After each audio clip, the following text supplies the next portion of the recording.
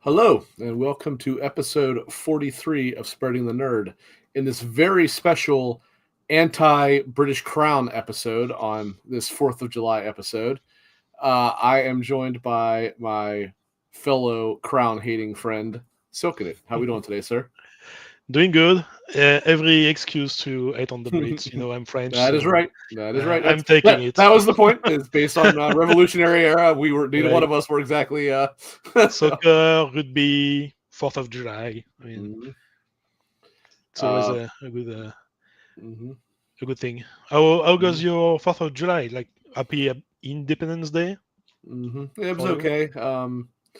Just kind of ran out, did out a little bit of errands outside, and kind of ran out. I don't know if you have what's called a Bob's Discount Furniture or up there. I don't know if that's just in the States or not. I mean, it's a furniture store.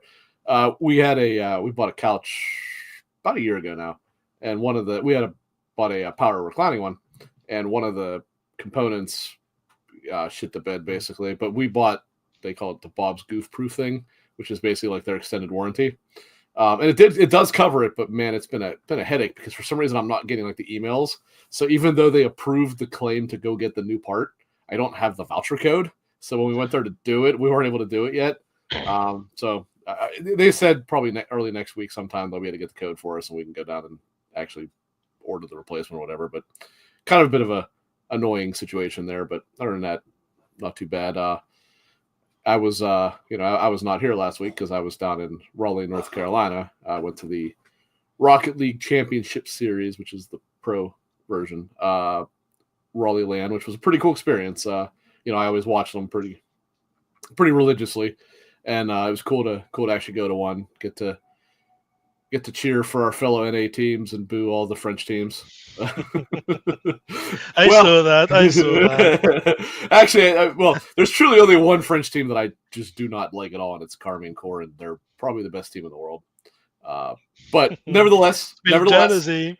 it is North America versus Europe in a lot of these cases. Although actually, neither country or neither continent won in this case. This was the first time a non-North American or non-European team won a major, and the Middle Okay, Eastern team, that's kind Team of Falcons, won. the reverse of like the MOBA scene, where like it's all Korean and Mm, Chinese teams that yeah, are the like steamrolling on everyone. so really, we're in the. They kind of changed how they count them, but we're probably in the maybe 12th season of RLCS now. They used to do two a year. Now the last like 3 or 4 years has only been one a year. Um, for the first good number, there was only North America and Europe. Then I think it was like third or fourth season they added Oceania, which is obviously just Australia. And they've kind of been a big disappointment pretty much since almost day one. They've never really. You got to sympathize with them to an extent. They're so landlocked with who they are. They don't get the competition against the other regions. But then it was just those three for a long time. Then they added South America, which obviously South America is big with Brazil, with all the esports like that. And then just a couple of years ago, they expanded it to add uh, MENA, which is Middle East, North Africa, primarily for Saudi Arabia there because they got a pretty big Rocket League scene. They added Asia Pacific, and they added uh, Sub-Saharan Africa, which is primarily just South Africa. Um, Unfortunately, due to some recent changes, things have gotten real messy with SSA. But nevertheless, it is cool to see a new region finally win. It's starting to really open up the scene. Yeah, you really want competition, like because Yeah, that's how you get great mhm. great and, matches to and watch. yeah, absolutely. And for a long time, really, Europe was for the last few years. Europe, not even really Europe, specifically France was dominating because you had Carmine Corps, you had Vitality, uh, uh, uh, Gentle Mates Alpine, and somebody else were just absolutely dominating the scene, and even North America couldn't keep with them. But now the gap is slowly beginning to close. North America's finally got a couple good young players. Again, Middle East finally won, so it's cool. Rocket League is really becoming a global thing now that Epic is on the warpath to take it down as fast as they can. So they're finally getting other regions involved, but they're going to do whatever they can to just turn it into Fortnite churn garbage. But yeah, I had a good time. It was fun.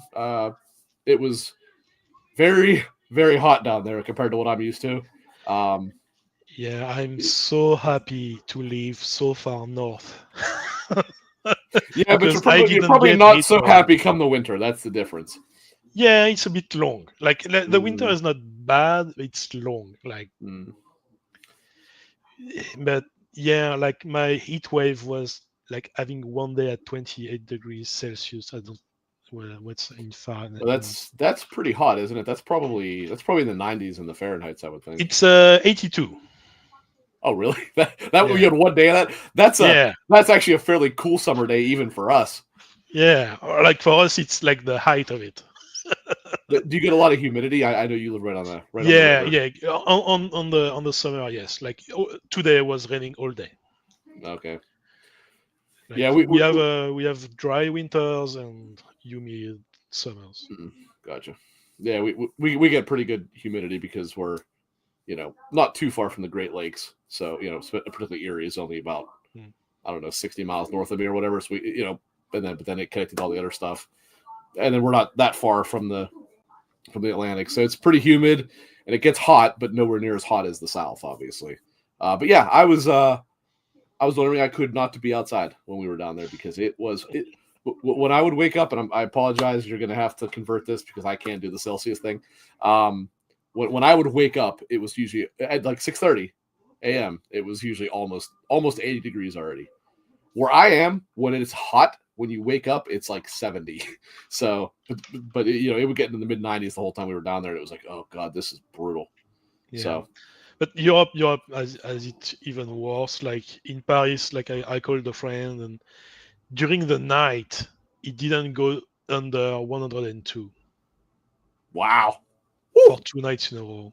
Wow. And this probably sounds like a dumb question, but you guys do have air conditioning in France, right? That's not a It's not common in like private homes.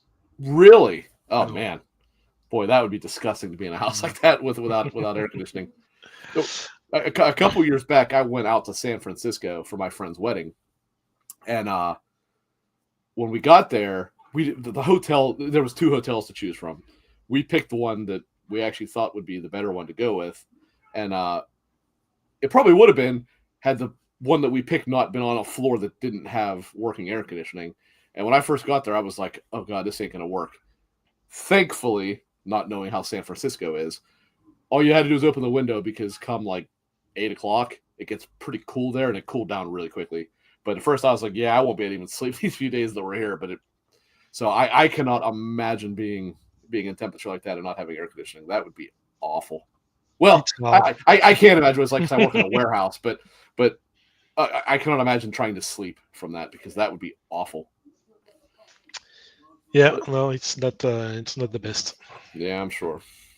But moving on. So what have you been playing? I obviously know a couple things, but Well, like I've been playing a lot of things because thanks to Canada Day this week and the Quebec uh, holiday the week before, I had like really like 3 or 4 days week work, so I had a lot of time to game. So I finished Outer Wilds finally, and I'm a good ways into the DLC. Since last I was here, I Outer finished Wilds has DLC, or do you mean Outer Worlds? no Wilds. I don't know they had DLC for that. Yep, Echoes of the Eye. Hmm. Yep. Um, since last I was here, I finished The Witcher 3 and the 2 DLC. There you go. I actually didn't know that. You weren't updated on Finally, that. What a finally. game, huh? What a game. Like I really loved it. I love the open world. Mm-hmm. I like certain cutscenes, but the plot of the main game is there. Oh, I really like the story actually. But the stories of the DLC are Oh yeah, fantastic. yeah. But the story of the main game, Well, I will say what probably helps those a it's the bit. peak of the emotion, like when you Mm, you find her and mhm. what happens there. That's And where it after gets that, very it's good. like Yes, but because you really like yeah, okay, yeah, there's the wild hunt, and they want her power, but I mean, Yeah, why? I think that's probably a little bit better if you actually know the lore of that universe. Probably, like it's Whereas the two DLCs are actually pretty standalone stories, each one of them. yeah. Now, not gameplay wise, story wise, what story did you like better, Blood and Wine or Hearts of Stone? Hmm. I think Heart of Stone. I actually do as well. Now, that's not to take away from Blood and Wine, because Blood and Wine had a really good No, story no, too, no, it's fantastic. and actually Revis is an awesome character too. He was such a cool character, but I mean, I keep saying Olgierd von Everett, whatever his last name Yeah, is such an awesome character. He yeah. single handedly made that a great DLC. And like I went through like all the not emotion, but like all the. At first, I didn't like him because he was like He's a the dick at first. arrogant Yeah, dick, and then yeah. you learn a bit more about him, and like, oh, He kind of becomes sympathetic. Yeah. became sympathetic. But after that, you again, it's like Mm. you go through all the phases with him. But But I at the also end, totally like. I Yep. still helped him, Yeah. and Yeah. he went his way, I, mortal I, again. I liked how it resolved an open story that you didn't even remember was there, because it introduces it at the very beginning of the game Yeah, with it's like, the oh, you owe Master me a of Glass favor. or whatever his name was. Okay. Yep. But yeah, I think that story, like, I like it better. I like the map of Bloodwine, and I didn't do a lot of side quests in the DLC. I mainly the main quest. Mm-hmm. But like, it's so gorgeous. Oh, Blood it's and Wine, beautiful. the colors, Mm-hmm. yeah, really good. Yeah, it's very cool seeing, and they talked about this before it came out. Like they specifically designed it so that you could see this universe in a region that has not been war torn, like Velen was, which was awesome. I actually thought that was really cool. It's very storybook and picturesque, and I mean, It's obviously, really fairy tale. yes, yeah, that's a better way to put it than storybook. Yeah, and in fact, there's whole parts of fairy tales in it, which was kind of cool. Yeah. And I finished last week Death Stranding 2 Mm-hmm. because I played 42 hours in a week, so I played more of the game that I worked. That I work in a normal week. Mm-hmm. And that same fantastic game. Yeah, Like, I'd mentioned it to you on Discord. Now I'm still actively playing it because obviously, what with my trip over the weekend, I actually did not get to dive into it until this week. But I am surprised. It is genuinely competing with Kingdom Come for me as Game of the Year, which I did not think anything would even come close. So that speaks volumes to how much I like it, and I'm still pretty early. Like there's not a whole lot of craziness that has happened where I am, whereas I know it gets really good later. yes, like what I like about Kojima, like, he's consistently weird, He's very weird, yes. and he likes his spectacle. Mm-hmm.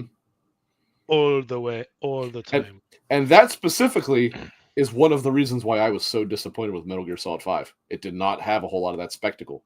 It had incredible mechanics. It had great games, great gameplay rather, but it didn't have that Metal Gear spectacle because the whole story was confined to the tapes, which I like the tapes being there. That was kind of the one criticism. Well, one of two criticisms I had for Metal Gear Solid 3 is you were always, seeing the story when you. I'm sorry, not 3, 4. You were always learning the story through the cutscenes as you were playing. There was not much in the way of codec calls and stuff like that, which, even though it kind of disrupts the flow of the game, I liked doing that in the previous Metal Gears. The other one being obviously that there's not a whole lot of gameplay in the second half of that game, but Metal Gear Solid 5 really was missing a lot of that, unfortunately, and also it didn't actually have its proper ending either. They decided to finish weird cutscenes of Quiet falling in the rain instead of finishing the last mission, but it is what it is. But this, I mean, obviously, Death Stranding itself was pretty weird, and it did have some spectacle, but it was pretty clearly more of a proof of concept. Where this game, this game seems like the realization of that proof of concept, and it's like, yeah, this is in almost every way superior to the original game, I think. Oh Like, yeah, I can't speak to the story, obviously, but in the terms of story, gameplay like mechanics, I think it's infinitely better. for me, the story is better. The Mhm. characters are better too. Even Sam, even Yeah, Sam absolutely. is more developed. Yeah, he was a Even little. if even if like I'll say something like I like everyone's acting is good, Mhm. but what I like about Norman Reedus' performance is that he doesn't have a lot of it. It's subdued. Yeah, it's It's really intentionally subdued, subdued. and it allows you to identify a lot with Sam Hmm. as to play as him Hmm. because he doesn't have a lot of voice line. Hmm. Uh, It's more him mumbling to himself than anything else in most and cases. even Yeah. then, you'll see there's not a lot of mumbling. Oh, really? Nope. But yeah, like There's Dolman if you want to talk to him. yeah. I mean, it's pretty safe to say that this fits pretty high on the weird scale. But so Yeah. did the first one. Um, but now so far I'm really liking it. I know you said you weren't a big fan of the uh the additional combat, but I actually Like do like that. yeah, I it's well done. Like Hmm. it's really good to play. Hmm. But I come to Death Stranding like I was expecting more of the first one, Hmm. like really just delivering stuff. Hmm. And for me, the combat removes a bit of the fact that Sam is just a porter.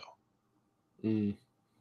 He he's not like from the military or anything. Like he just Uh, delivers things. Actually, he was in the military. Yeah, he Uh, was, but I mean, yeah, it's not prior his prior to the life Death Stranding, anymore. I believe. Correct. Yeah, correct.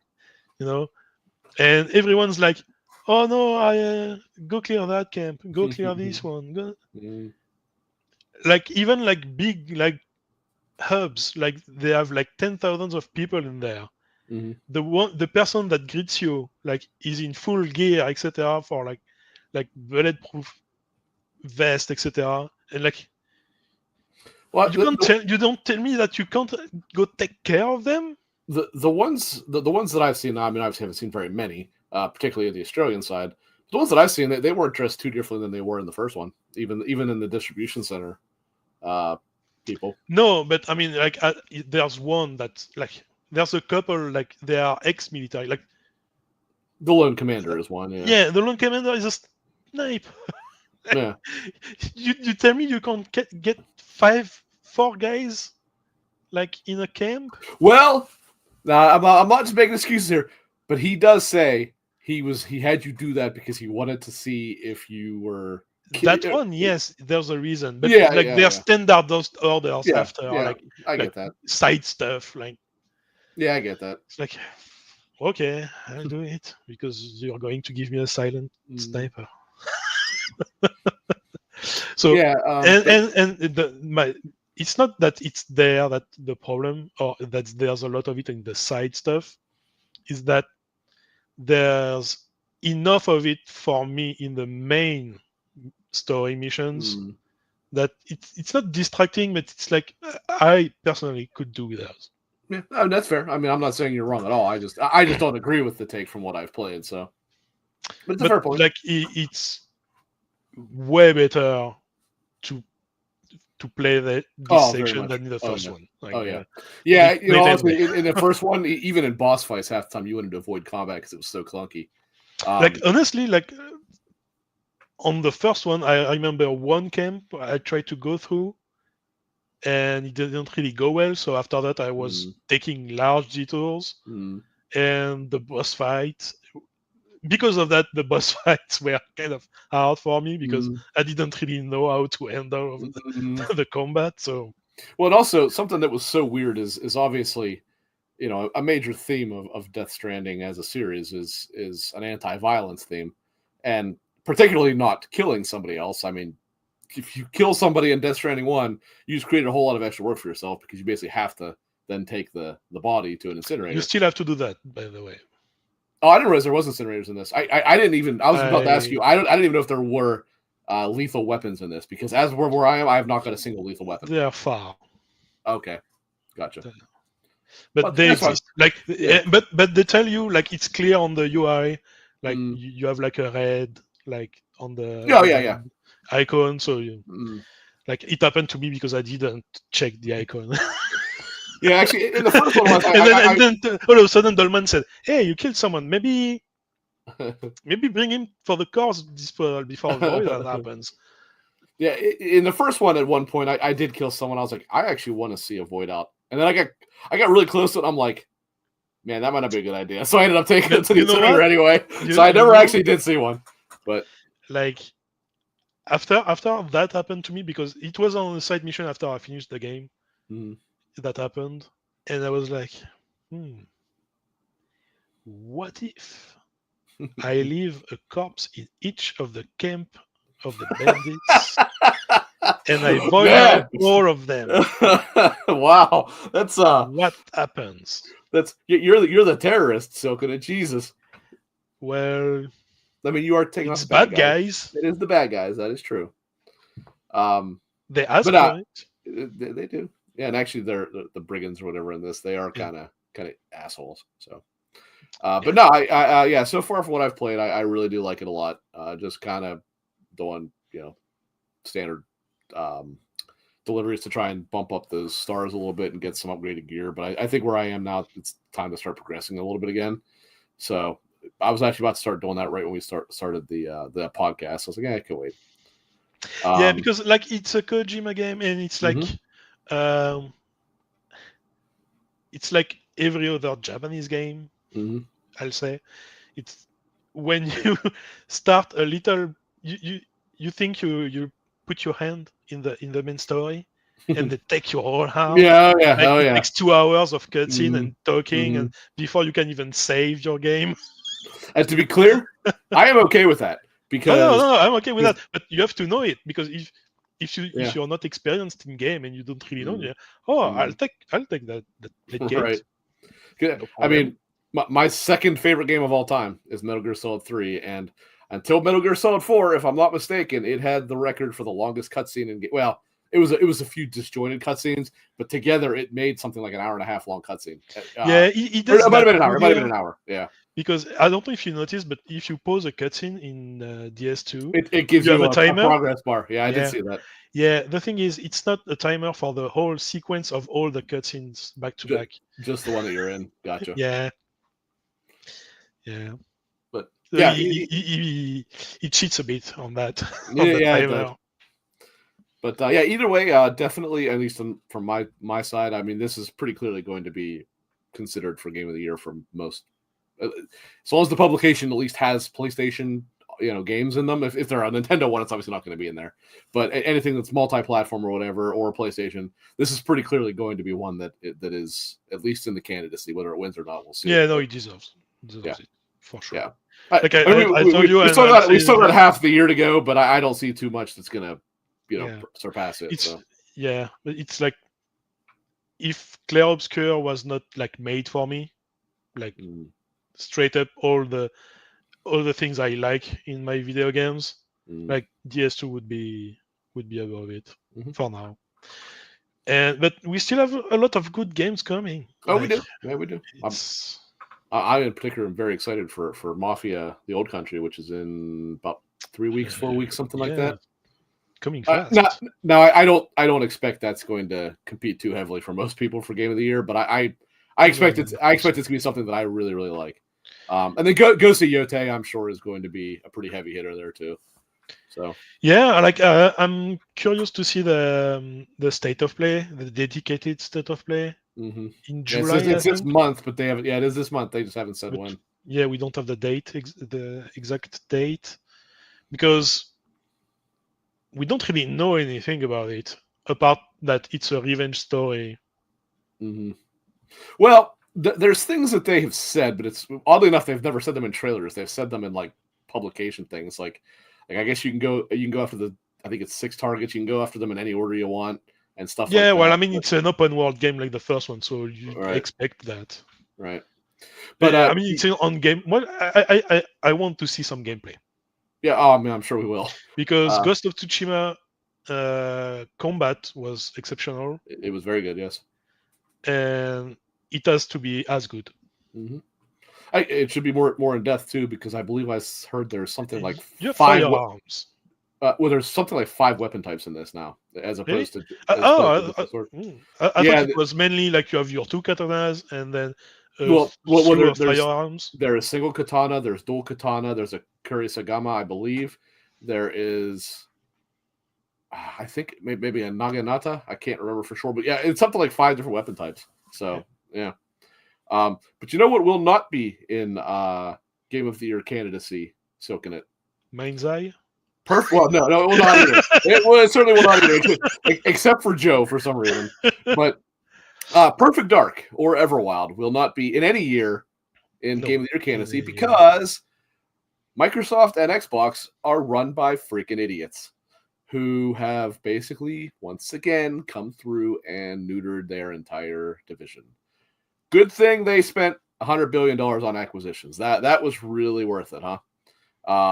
Yeah, so for those who have not heard, there were at Microsoft, this is Microsoft as a whole, the entire company, there were about 9,000 layoffs, which is a huge number, but in reality, it's not that big when you figure how huge Microsoft is. No. I don't know the exact number that hit Xbox, but it was pretty severe, and particularly they seem to hold them to or put them to a couple specific teams or divisions or whatever.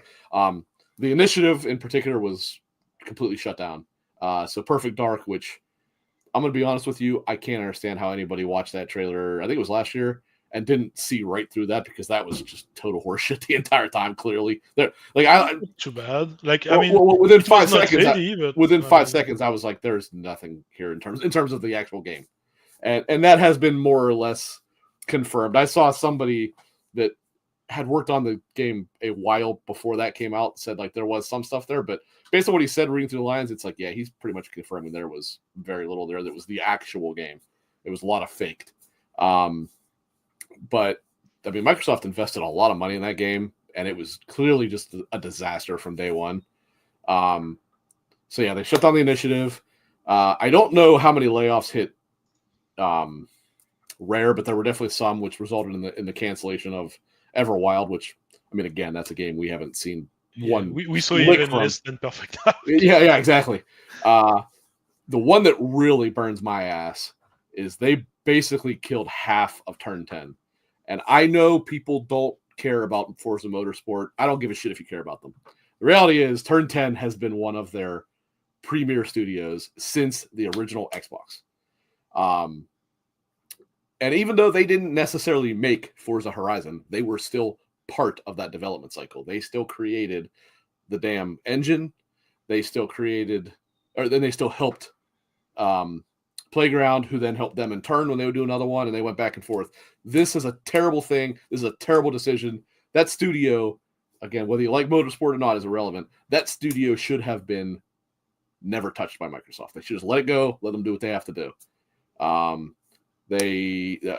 don't know the number again, but a pretty good bit of ZeniMax Online and the unannounced, but pretty much everyone knows at this point, MMO that they were working on as a follow-up to ESO, not Elder Scrolls, but it was their next one. That was canceled. And I don't know what else, but there's all kinds of other things that might have been affected. Well, that's the reality that we are not privy to, but there's always a lot of projects being cancelled anyway. Yeah. It just happens that this time we knew the names. Mm-hmm. We had some pictures or trailers of them. Mm-hmm. But in my opinion, it reflects very poorly on Xbox here, and obviously by extension Microsoft, because the reality is when they were making all these acquisitions, particularly the acquisition one, what was the thing they kept harping on? This is going to save studios. This is going to save jobs, blah, blah, blah, blah, blah. And how has this worked out? It has been nothing but layoffs ever since they've done it. And I'm not saying that in particular was why these are happening, but I think you're a fool if you don't think it played into it in some way, because it clearly did. It clearly did. I mean, this round of layoff is clearly because they need to fund their AI push. Absolutely. Like Xbox, like people are pushing the numbers of the profits of Microsoft, and that's like saying like, oh, they're doing billions. Yes, they are, but they are not.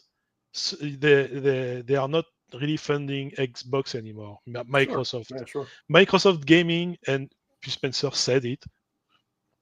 For once, it said something good. Like Microsoft Gaming has to be profitable as a entity itself, As a in division, not itself, as as a yeah, yeah. division. It can't rely on Microsoft money. It has Sure, to yeah, rely on sure. Microsoft Gaming money.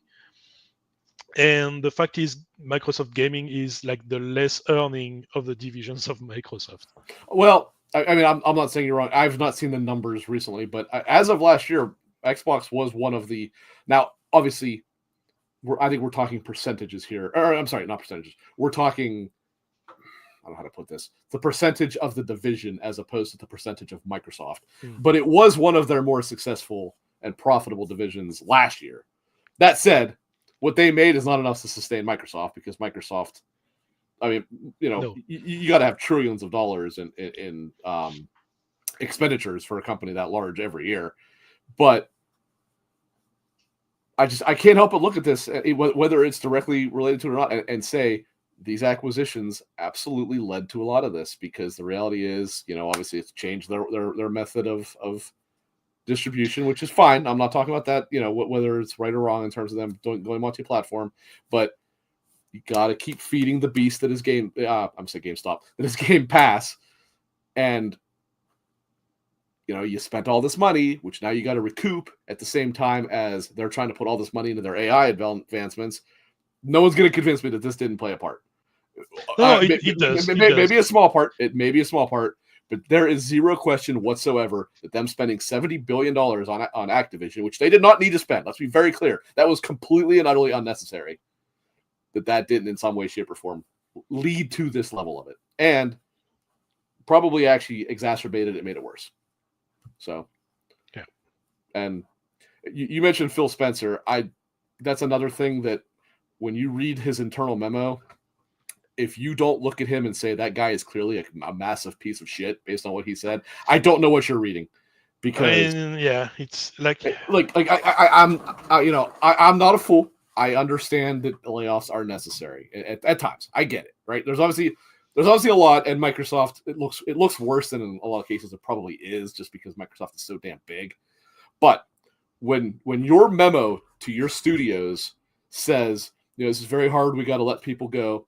Oh, but don't worry, because we are doing fabulous in terms of our numbers. We are doing great. We're in a great trajectory. We're looking better than ever. By the way, a lot of you guys lost your jobs. See ya. I mean, there's no way to look at that and not say all this good guy Phil shit needs to get thrown out the window because this guy is clearly a fucking asshole. There is no way, no ifs, ands, or buts about it. He's a fucking asshole at this point. Yeah, so. No, this memo was like, it's the worst part of it all. Absolutely. Like, it's not even the worst part, because the worst part happened, like, I think today, when another high management guy posted on LinkedIn tips to people that lost their job, how to use Copilot and ChatGPT to find new jobs. And that one is the worst. But Phil Spencer, I don't agree with that. I think Phil Spencer's was 1,000 times worse than what that guy's was. I don't even think it's even close. No, because he put word on the reality. Like, people that were laid off knew that the trajectory of was good. Like, they are inside. They know better than us the number and the how it works. So they knew, and they probably it was probably the least of their concern to read this memo anyway. But the guy coming back after and putting salt on the wound, you were laid off to fund our AI push. No, okay. So maybe use to be the clear, AI. I don't believe that is true. I don't even believe he works for Microsoft anymore. He is an ex-employee, I think. Maybe. But, I mean, it's not a like. I think that's where a lot of people are maybe taking it as something that it wasn't, and they're saying oh, this is just a guy being heartless. When I read it, the way that I read it, maybe I read it wrong, but when I read it, it was somebody who used to work there that said, "Hey, I know this sucks," and I will say, basically what he was saying is, whether you agree with it or not, when he was at his lowest at times over this stuff, he used the Chat GPT or whatever he was using to kind of talk him back up, as opposed to getting further down in the dumps. I get the irony of it, and that a lot of people essentially lost their jobs because of AI, and he's saying, "Hey, use AI to make yourself feel a little bit better." But to me, even if it worked out poorly, I don't think this is even as close to as just cold, heartless, and just dickheadedness as what Phil Spencer's memo said. And again, I'm not a fool. I get it. Layoffs have to happen sometimes. I think the number that has happened at Xbox should be a little bit eye-opening at this point. I'm talking about Xbox, not Microsoft as a whole, but that's a whole other argument, obviously. And I think it shows that pretty clearly. This is something I've been saying for a while, and this is not just to toot my own horn, but leadership needs to change at Xbox. It is clearly not doing it anymore. There are 4 executives there who need to go. Phil, Sarah, and not that Sarah herself has actually done anything wrong. It's just she's part of that division, or part of that team, and she's got to go because of that. Matt Booty just sucks at his job, and Aaron Greenberg, I don't think you could possibly be a worse marketing vice president than he is. He is as bad as they get. So those 4 have to go, and they have to get thrown out on their heads, and they're not going to do it. So unfortunately, people think I hate Xbox, and that could not be further from the truth. The reality is I love Xbox. I don't love current Xbox at all, but I love Xbox, and it's why I'm so passionate about this, because I think that Phil Spencer's direction has destroyed the brand that I liked, and I think he has to go to have any chance of it recouping. That said, that's not to take anything away from what a disaster Jim Ryan left PlayStation in, because that goes without saying, right?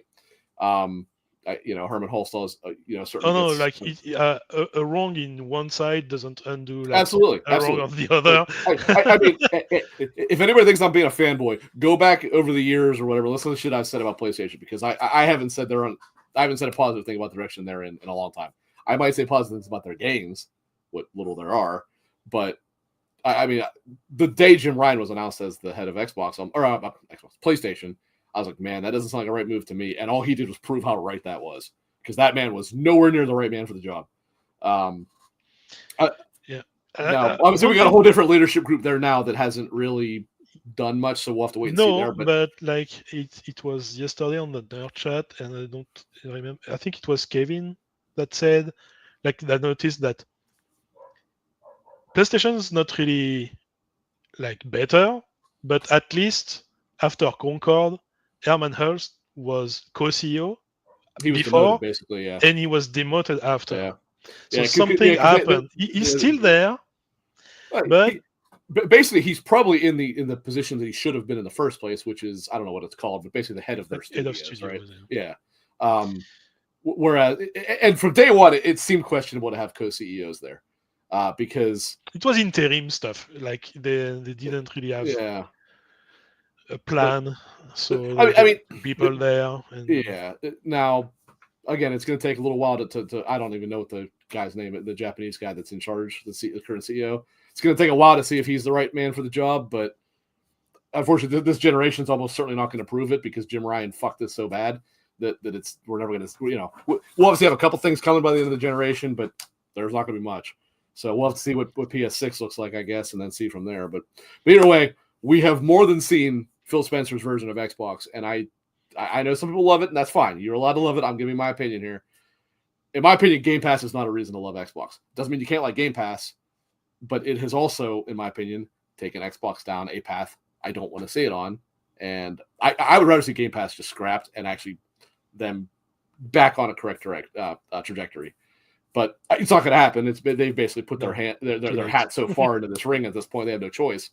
But I do believe, and I've said this for a while, I think it's clearly coming to pass. They can talk about this next hardware all they want. I think that it's, running uphill at this point. Or pushing a boulder uphill is probably the way to put it.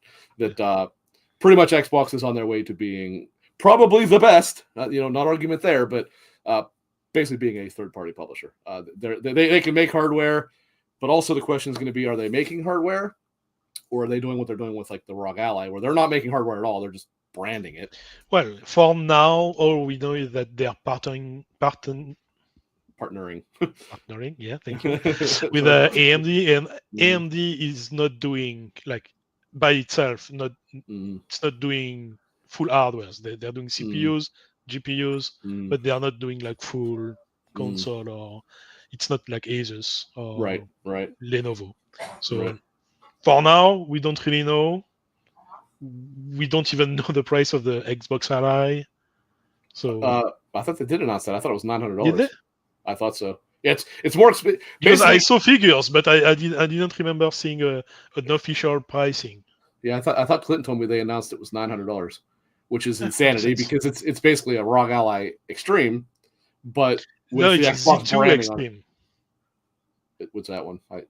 Like the current Ally X Mhm. is the Z1 Extreme, and the Xbox Ally will be two versions: the Z2 and the Z2 Extreme.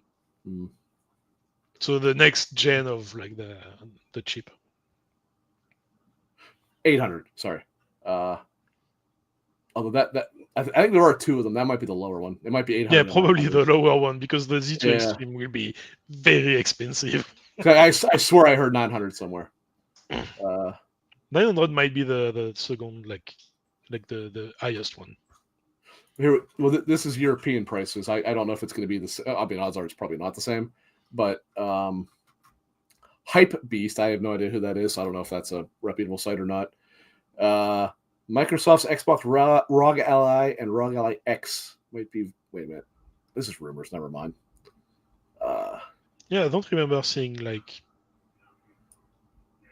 official So price. maybe that's what it was, and maybe it's rumors. But either way, it does sound like it's going to be pricey, which is Yeah. fine. Oh, yeah. I mean, there's a place for expensive hardware for sure, but the issue is that it's not anything different, and that's where I think Xbox has been as a division. Like, this would be more Sarah Bond, I guess, but has been extremely disingenuous about this. They have made it seem like this is something different than what is already available. The reality is, it's the same thing. The Except wording is too. yes, it's the same thing, but it has like the grips now as opposed to just being like the round edges, like a ROG is, or an Ally. I mean, and then it has the Xbox interface or whatever. But Yeah, but, that's but that's that's still the coming. problem. That's still coming later to a regular one. So it's not like this is anything different. And it's got the Xbox button. That's the only real difference. Yeah, and like it's because on their phrasing and their wording, because they are saying like, yeah, you can play your Xbox game, little asterisks, little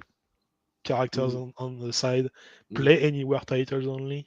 Right. Like Yeah. it's not playing Xbox. You're not playing playing Xbox games. You're playing PC games that are Xbox branded. Yep. Right.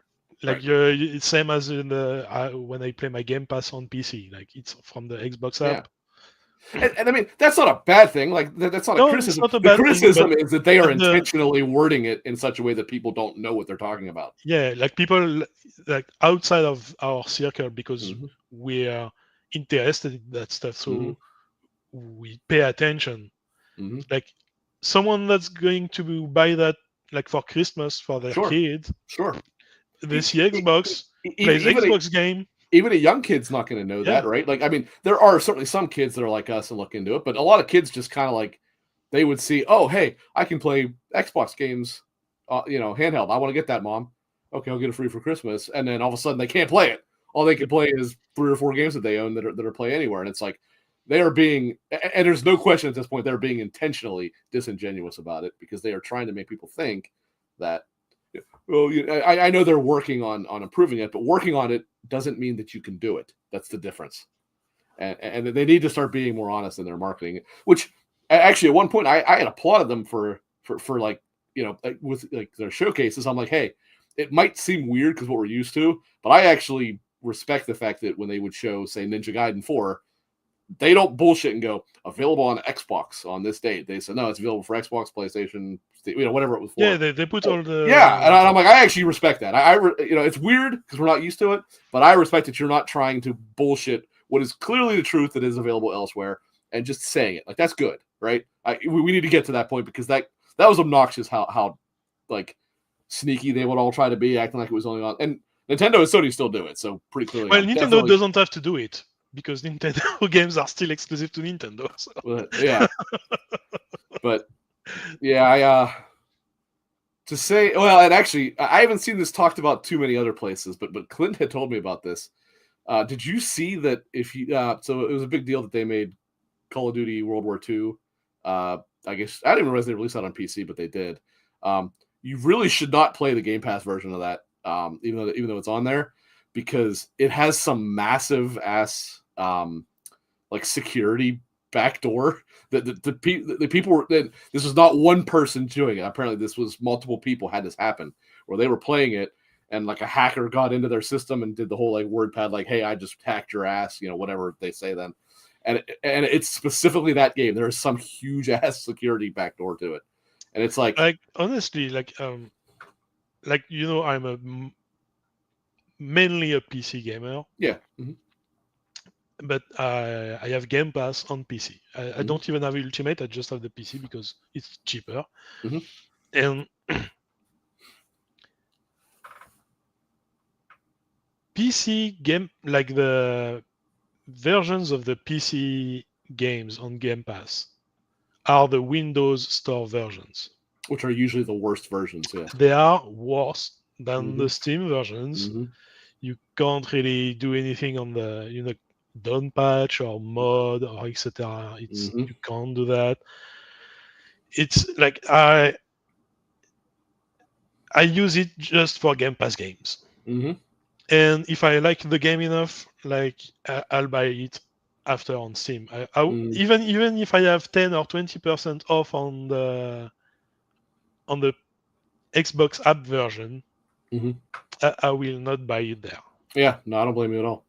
What was it that was a few months ago that the Windows Game Pass version was something like 3 or 4 updates behind the Steam version. It was insane. Right. Well, it happened with Palworld when it came out. That's what it was. It was Palworld. You're right. Yep. Yeah, it was really so far behind. It was really far behind even the Xbox version. It's like, and the problem, how does that happen? And the problem is, like, on games like that, because they have crossplay, because they are server based. If you don't have the same version of the game, you can't play together. Right. Yeah. I don't know what the answer to that is, but clearly, I mean, everybody that uses a PC will tell you the Xbox for PC or whatever they call it update or app. I mean, needs to be completely redone because it's a disaster. They did some stuff recently. It seems to run a bit better, but it's not how it should be. Yeah. Even the download speeds are weird and slow. And well, again, I mean, you mentioned about modding, so that the fact that you can't even get the files normally through that version, it's insane. Even the saves, you can't even back up your saves. Yeah, I know. Like that actually happened because I had bought Atomic Heart. Yeah, I know it's not the greatest game, but that's not the point. On Xbox, so obviously it'll back up to the cloud. Well, I actually also have the game on Steam, and I wanted to pull the saves out of the cloud for Xbox and put it on my Steam one. And I'm like, where are these files? And I looked at it. It's like, yeah, they're all like totally encrypted and hidden in the Windows directory. I'm like, what? And you can't even like convert them to the Steam versions. Like it's. I mean, some people occasionally. I mean, you don't want to go the other way, but some people will make like a program that'll convert them. You don't want to convert from Steam to Xbox because then you do risk your account getting banned. But you typically won't have the problem going Xbox to PC if they make. No, because like on PC on Steam you can do whatever you want. Do whatever you want. Yeah. If there's not like a cheat and like anti-cheat, like you can do it. Even then, like. I have some like Elden Ring saves from like Nexus mod because I wanted to. What was it? I just wanted to start a game with a specific weapon. And say, okay, this my run is that weapon. I start with it, and just with enough stat to wield it, and go for that. And you can do that, no problem. Like you just turn off like the online component, and you're okay. Yeah. Like Lies of P. Like I played Lies of P on Game Pass when it released, right. And since then it's out of Game Pass. So I wanted to play the DLC. I didn't buy just the DLC on Xbox app because I could have done that and used my Xbox save of Lies of P to play the DLC. I prefer to rebuy the Lies of P, buy the DLC on Steam, and download the save file that was like in front of the last boss of the main game, to just play the DLC Mm-hmm. because I didn't want to own just the DLC of a Right. full game that I don't have Right. access anymore. Right. Yeah, I don't understand why they don't just go, hey, if you got to mod it, you got to activate something or whatever, and then we disable achievements. I would understand that, right? But it's like you don't need to lock everything like this. It's just stupid. Like that because that it's is effectively a why console at this PC point. users hate Microsoft, because Microsoft wants to be Apple, and no PC user wants them to be Apple. You know what I mean? Like the whole point of PC is that it's supposed to be a customizable, and you basically More do open what platform. you want with it. It's supposed to be as open source of a platform, even if Microsoft don't want Windows to be. Everything inside of Windows that you install is typically open source. There's obviously some exceptions. I know it's not your thing, but Grand Theft Auto 5 on PC, for example, is the same way, where they encrypt every file. Now, people have made programs to de-encrypt them, just don't go online on the servers because then you'll get banned. Well, But you can go to the GTA 5 roleplay servers, like the no, I think modded servers. Do they have them? I didn't think they did. I thought if you even connected to their servers at all, and it Oh was no, just it's not mods. on Rockstar servers. I follow you. Okay, I gotcha. Yeah, well, you could do that. I was obviously referring to connecting to Rockstar servers. Yeah, no, because like the GTA roleplay scene is full of like private servers. I actually didn't realize that. I know obviously about the role playing and all that. With a lot of tweaks to have like people have jobs, second Yeah, jobs right, in games. right. Like, Yeah. I knew that. People play as the cops and stuff like that. cops or just like a towing vehicle, like towing business. You got to wonder why. Again, I know GTA is not your thing, but it's almost surprising that Rockstar doesn't look at that and go like, hey, let's actually like build official versions of this into the game, because then everybody could do it, even console. But it would require a lot of back end work. I understand that, and they'd be doing it. Like They'd why be doing spend it the for a money to pretty do it? right. They'd be doing it for Like a pretty. they're just raking the money in, and they don't have to really work on it. And I assume those people are not buying the shark cards. So I don't think they're making much money from them. But I'd be surprised. Because I'm sure they're probably making their own costumes and stuff like that, as they want to. So they're probably not buying any of that stuff. But well, I don't actually have too much else that I had. If you have something you want to bring up, by all means, do it. Well, the Switch too, because I think since it came out, I haven't been here, so I'm really loving my Switch too. Like it, like kind of reconnected me with the Switch games and ecosystem, and I'm even playing handheld. Not a lot, because I still have not received my my grips to really like to have some ergonomy, because it's a flat piece of plastic. I do find it pretty uncomfortable to hold. I'll agree with that. Yeah, it's too old. Like even accessing like the right joystick is like kind of too low. So I have to. I think it was Ain said it, and I agree with them. As screwed up as it was to use the whatever it was called on the Wii U, if that probably would have worked better for the Switch in terms of putting your right analog stick up. It's kind of how the Steam Deck does it, for example, because it feels weird to be holding it like this. Like you have to so it doesn't quite work. I agree with that. So if I use it and then like when I'm at my desk, I'm watching like Twitch or YouTube or etc. Well, I prop it with the stand, which is fantastic compared it's much better than what the first so much better. And I play with my OLED. The OLED had a pretty good stand too, but the original Switch had a terrible stand. And I play with my Pro controller. So I was about to say I have the Pro controller too, and I really love. Yep. I love the buttons in the the placement of them is way better than standard paddles. I think, like for me, like they feel better, and the fact that you can rebind them however you want on a game-to-game basis is awesome. Yeah, I do like that a lot. That's really good. And that even includes Switch 1 games, like the system recognizes. Yeah, because I use it for Pokemon Scarlet. Yep. Because I actually did say I think I talked about it with Clint, but just in case, the day I got the Switch 2 and set it up, I was like, all right, I will give the credit to Nintendo. They actually made this a shockingly easy process to transfer your stuff. Like I know a lot of people that were like, I don't want to do it. I know there was some Pokemon issues and stuff like that with some of them, but I did do the transfer because I don't have Pokemon, so there was nothing I cared about losing. But it transferred all my stuff in like 6 minutes, and I'm like, if I do that on, it's obviously a lot smaller, but if I did that on my PS5, that'd be a few hours, or Xbox, either one. But the Switch actually did it very quickly, very easily. Well, easily, like, depends. Like, it was very easy for me, I thought. Because for me, like, I had like my Switch 1 like on the dock in my next to my TV, and I was talking to people to friends on Discord with my Switch 2. I was like, I'm on the same Wi-Fi network, so the transfer should work. I try, and they say you have to be plugged. Okay, so I have to go and plug it. So I plug it, and then you have to be next to your Switch 1. So I don't actually think it does it through Wi-Fi. I think it did it direct. Yeah, I think that's the weird part. So I bought the Switch 1 here, and it was like, no, your Switch 1 has to be plugged in too. Yeah.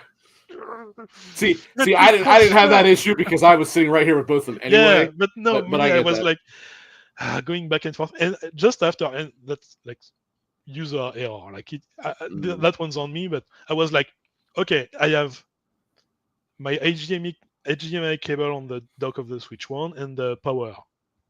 So I'll just unplug that, plug the new dock, and it's going to work. So I do that, put the Switch in, nothing on the TV. But the problem is, like, your Switch is in the dock, so you can't see the screen. So you don't know what the error message is, because when you pick it up, it goes back to the main menu and everything seems okay.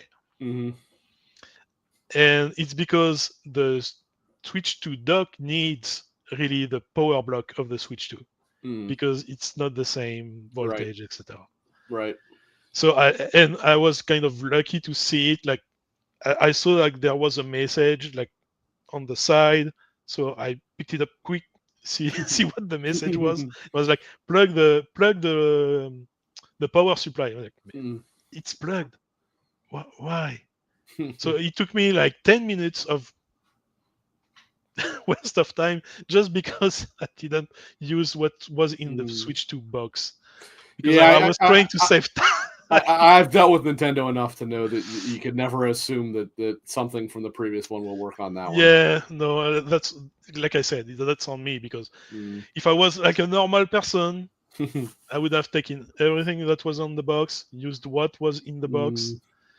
I will say, I think I did do that when I got my PS5 Pro. I'm pretty sure I'd be actually using the same cable for my because I was like, but you can on the PS5 because it's the same there's thing, no power block on the. It's just a cable, so it's okay. And so so long as the connection is on the back is the same. Yeah, because the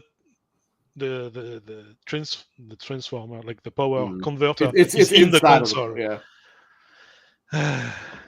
Baldwin just said, hasn't Nintendo had different... I don't know about each of them, but they usually do, yes. They usually do, but this one is a USB-C like the other one. Right. So I was like, okay, it's a USB-C, it should work. Should and do are two different things when it comes to Nintendo. You got to remember that. Yeah. Remember when they released whatever version of the 3DS it was and just didn't even give you a power cable at all? Because their argument was, well, we think enough people have it by now. You can still buy one. And it's like, man, that's... Only Nintendo would try to sell you a system without the power cable to it. Yeah, so I was I'm really loving my Switch 2, and I'm really excited. Are you looking forward to Donkey Kong? Get that? After that direct, yes. That Before I was like, okay, it's Donkey Kong, it will be 3D. It's like I'm not a huge fan of Donkey Kong. Like the last one I really played was Donkey Kong Country 2 on the Super NES, like when I was like a kid. To be fair, that was the last good one. So Donkey Kong 64 was horrible, but so like I was like, okay, that's no, I lied. I'm sorry. The Wii ones were good. The Wii ones and then Switch ones were also good. So you should play those. You should play those. Those are good. So I was like, okay, that will be like kind of a good like re-entry point into the franchise. And then I saw the direct, I was like, oh damn. Yeah, that looks Yeah, fun. it really is the game they should have launched the system with, because it's the one that, I mean, because it's only a month after. I can't imagine it wasn't ready to release. I mean, maybe, I don't know, but that would have been a better console release title than Mario Kart. Yeah, I think. maybe it's part of their strategy, like release the console 1 month before, like let people like maybe that didn't see the direct of the release like have time like to maybe save a bit and buy the console for Donkey Kong. Maybe it's part of their strategy. Maybe it's a Maybe. bad strategy if you ask me, but either way, yes, I also am looking forward to I'm it. really. I do not care for his design, but that's not enough to turn me off of the game, because I think the game itself looks great. Yeah, and the inclusion of co-op and Pauline like was like a surprise too for me. Yeah, they did a pretty good job of actually hiding that until that direct. Yep. So I assume you get her pretty early. I mean, it looks like when you first get her, she's probably in like She's a apparently stone really or something like that. integral part of the story. Yeah. And I think I like the design they put on her. Like I said, I don't like his design, but I like her design. And as Baldwin said, as everybody and their brother knew from day one, this is the team that made Mario Odyssey. That's also something I have like it's a small gripe I have with the gaming community. It's like the need to have that confirmed or to know that it's like everyone like kind of I do not throughout agree at with you here, Nintendo like but go ahead. why are you not telling us? Why are you not telling us? Like we know it's them. I do not agree with you there, Like I mean, because the reality is, okay, so let's just look at the Switch, right? You really had basically two Mario games, right? You had, not counting like all stars, you had Odyssey and you had World. Now, obviously, they're pretty different. One's 2D, one's 3D, but outside of that, I get where somebody could say, hey, I want to know which Mario team was making this or whatever, right? Because one team might make one that feels one way, one might make something that feels a different way, and maybe you like one and not the other. I mean, that's why trailers and directs are for. But a trailer doesn't tell you how a game feels. It shows you how it looks. It shows you how it might play. It Yeah, doesn't but tell you that's how true it for feels. every game. Like how It many of is, the but team of Last of Us 1 worked on Last of Us 2? We don't know. I mean, We know like the big names, the creative director, almost the etc. entire thing, I would think, because there wasn't a whole lot of turnover at But that time, at there's least. so much movements of people. Like at some No, point, what is the core of the team? Like I do not agree with you there, man. I absolutely understand why somebody wants to know I what team just makes it. don't get the need to know. And I totally do understand why people want to know. So well, that's okay. I'm not saying you're wrong. I'm just saying I don't agree with you. And Because yeah, for me, it worked, right? Because yeah, like at the end of the day, it's when you have the game in your hands that you like it or not. Like it's not because it's made by the Mario Odyssey team that made one game that felt good for you that Donkey Kong will feel good for you too. Like you have a better chance for it.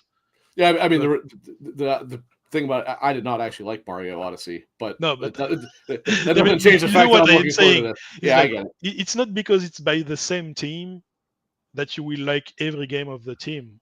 Well, and I would argue another reason why people were adamant about that is because, and this has not been confirmed, but people seem to really think that this clearly does connect to Mario Odyssey. Like this looks to be some kind of there's Pauline.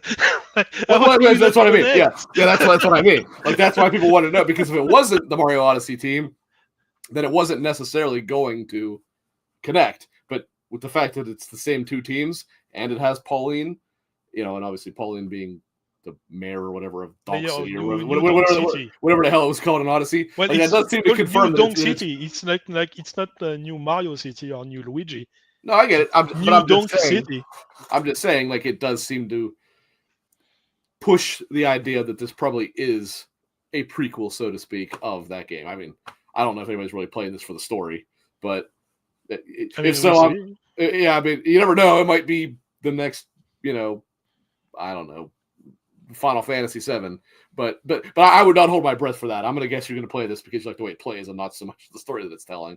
But nevertheless, no, but it could be like every game has a chance to be the first game of someone Absolutely. push them like into Sure. the hobby. Absolutely. So Absolutely. No doubt about it. But either way, yes, I am looking forward to that. Unfortunately, Nintendo has not announced anything outside of Donkey Kong that I'm looking forward to. I mean, there will be Optimus something Prime, eventually. There Metroid will be 4, something eventually. Prime I'm 4, but sorry, we you're don't. right. I'm an idiot. I don't know why I didn't think Metroid Prime. Metroid Prime I'm even more excited about than that. But we don't have After updates. Metroid, though, yeah, it's just fall. After Metroid is where there's nothing announced that I'm interested because I don't care about Kirby Air Ride or anything like that. I mean, where are you going to play Silksong? Honestly, now it might be on the Switch because the Switch is where I played the original game. I have it on PS4. Yeah, don't forget it. Now, obviously, originally it came on PC, but by the way, this is assuming Silk Song exists. Let's put that. I told you, man. They broke me. But no, like this time, like there's not this year. Like it's not just one trailer from the Xbox showcase. It was at the Nintendo Switch 2 reveal. But we are in July and they haven't even given us anything. It was prominently shown at the Xbox showcase. The like same trailer. All their Xbox handheld stuff was just Silksong footage. The same trailer, though. Say that. But either way, still the same. But it was there. Like you know me. You have known me for how long? You know damn well I'm gonna love that game. There's no the Australian exhibition with the price of the tickets. Like we have info on some VIP tickets with the goodies on the bundle goodies. You talking about that museum in Australia or whatever? Is that what you're referring to? Or? Okay. Yeah. So where the game will be playable, and they have like VIP tickets with like you get like an art book, like a zine with an interview with the devs, like a plushie or something. Like you get like a full package of stuff with it. So we have stuff. It's coming. This year. I am protecting myself here. I do not want to be disappointed anymore, so I do not believe it's coming this year until it is released. Once it is released, you bet your ass I'll be the first one out there saying, hey, Clint, you're an idiot. You should be playing this game because it's amazing. But until that point, I am protecting myself. What are we going to do if he plays Silksong without playing Hollow Knight first? I mean, in reality, he probably can. It probably doesn't matter. Don't forget, there are like 5 like vastly different endings, and they have said, like they themselves, Team Cherry have said, why are we talking about Silksong? But they have said like they're making Silksong so that it doesn't disprove or whatever you want to call it any of those 5 endings. So it's got to take place after, obviously, because of being Hornet, but it's probably not actually going to reference the events of Hollow Knight almost at all, because otherwise, or at least not the ending of it. But either way, to answer your question, yeah, I haven't decided. I have been thinking on it, but there is a good possibility I might play it on the Switch now.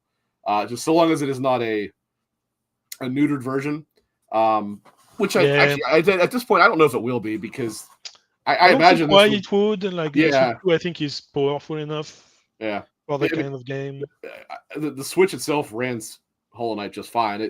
There was like one boss battle where I remember some very minor slowdown, but it was hard to even notice. And maybe this will be a little bit more. I mean, it's a little more colorful, it seems like, but in reality, I don't see any reason why the Switch 2 wouldn't be able to run it. But I do also have the game on PlayStation, so I could play it there if I really decide to. I haven't really decided what I want to do, but that is where I actually finished Hollow Knight, was on the Switch. So it'll probably be there, would be my guess.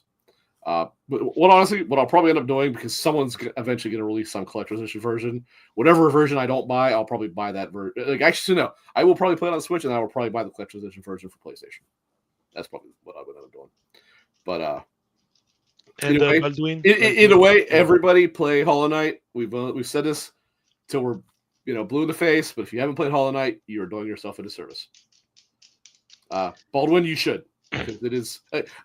I mean, I know we've made a meme out of it, but the truth is, like, I am not joking in any way, shape, or form when I say it's the best Metroidvania ever made. I think by a large margin, it is the best one. Some people like to come in and say Ori. I love Ori. You will have a hard time finding anybody that likes Ori more than I do. Hollow Knight is better. It is absolutely the better game. On the Metroidvania design, yes.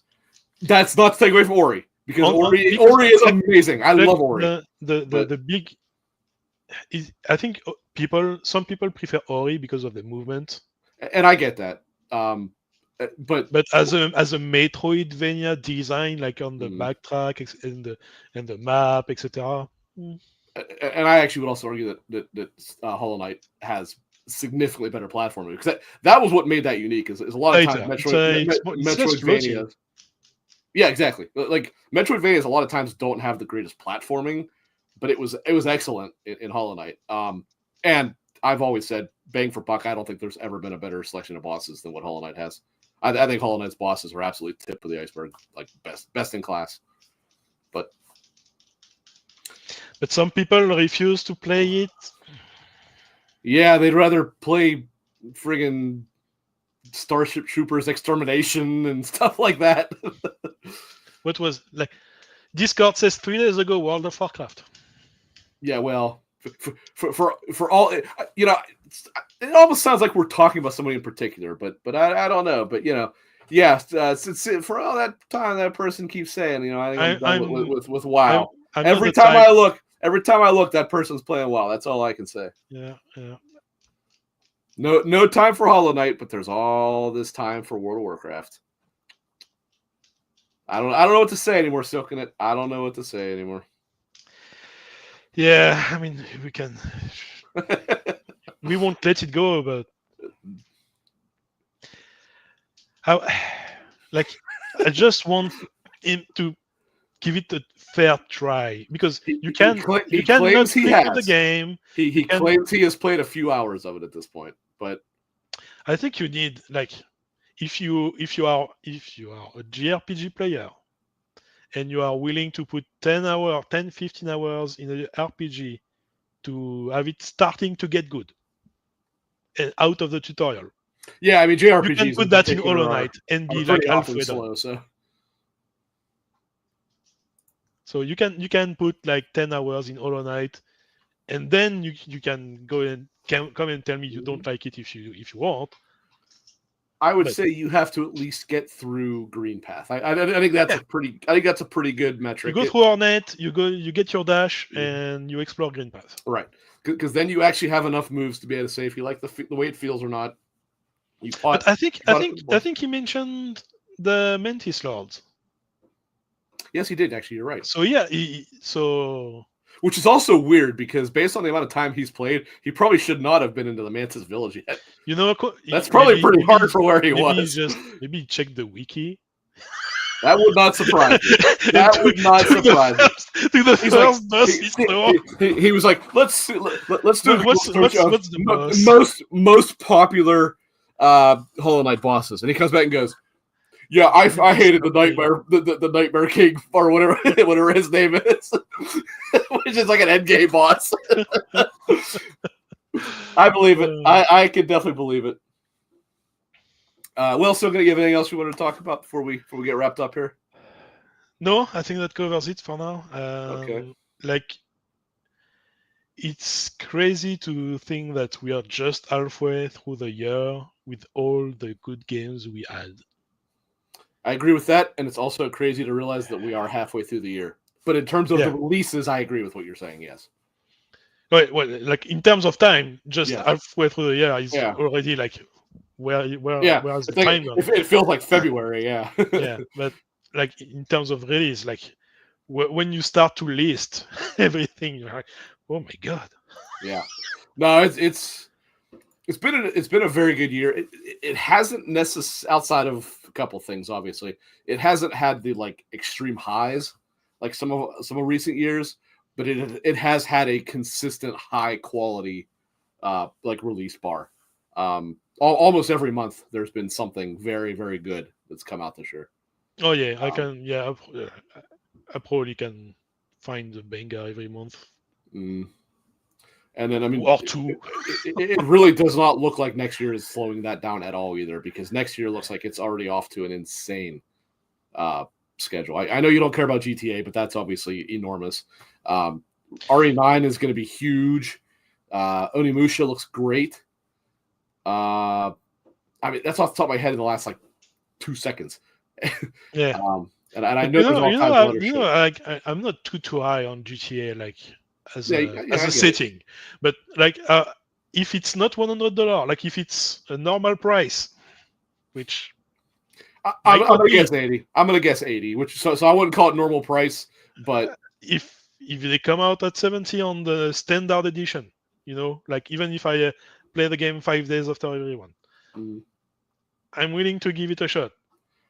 But not for 100. If nothing else, yeah, no, I get it. I mean, don't wrong. I would buy it for $100, but I get it. Why you wouldn't, obviously.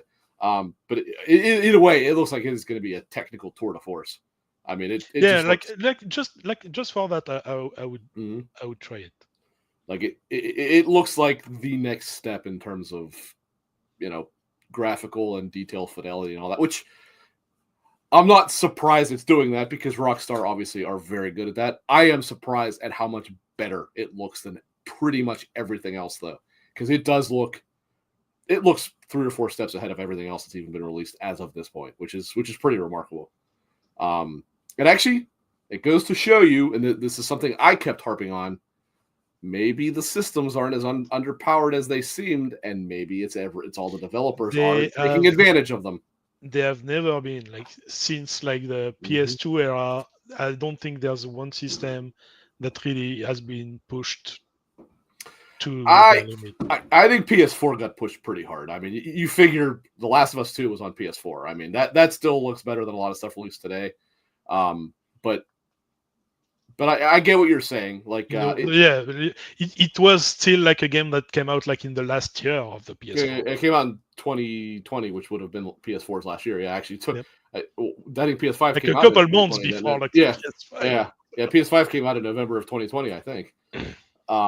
So yeah, but it really does show you that maybe a lot of this is the developers / publishers, depending on whether it's financing or whatever, maybe aren't putting enough into it. Like maybe they're capable of a lot more than what they're showing. I mean, I would even put a bit of that on the manufacturers, like that tries to push their next gen, like before letting the developers really meet their stride. So now, I mean, that said, this is all a little premature because we don't know when the PS6 will go. Well, that's not what I mean. I'm saying, who knows? Maybe this game comes out and it runs like total dog shit on an Xbox and a PS5 base, right?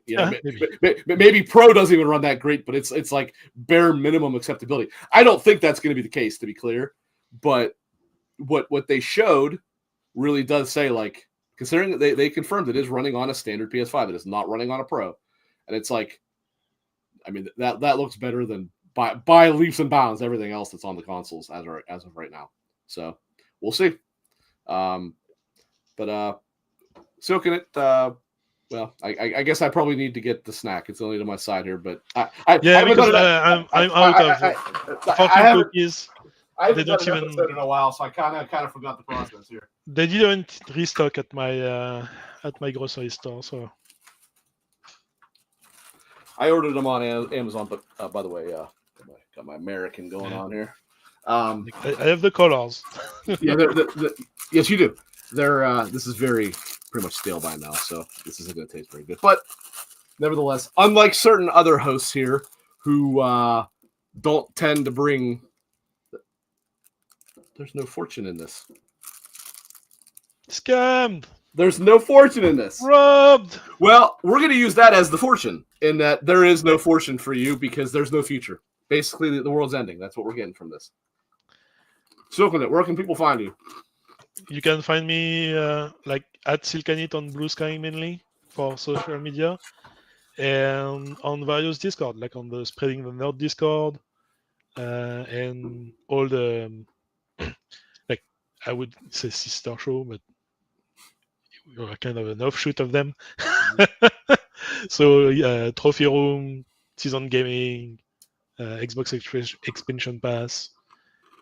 Like, I don't think there's another Silcanit anyway on the internet. So you'll have to tell me the history of that name sometime. It's a random name from a random name generator of an MMO, a French MMO. Oh, okay. Like, I was searching for a name on the second character. I didn't have any inspiration, clicked a bunch, like, oh, this one holds of the tongue well. Let's go. It's a good one. Actually, I like that name. I think it's a cool tag. You can find me at Butch4969 at all the socials. Find me typically on Thursdays, every other Thursday, excuse me. I record X Button with Alex and Joe. A rare occasion with Paul, but usually he and I are on opposing episodes. Plus, the schedule's changing a little bit now, so it's a little weird, but we're going to stick with every other week. It posts on Fridays at Xscape Gaming, XCAPE, I believe is how it's spelled. And other than that, we'll see you guys next time. Have a good one. Happy 4th of July. Yep, happy 4th.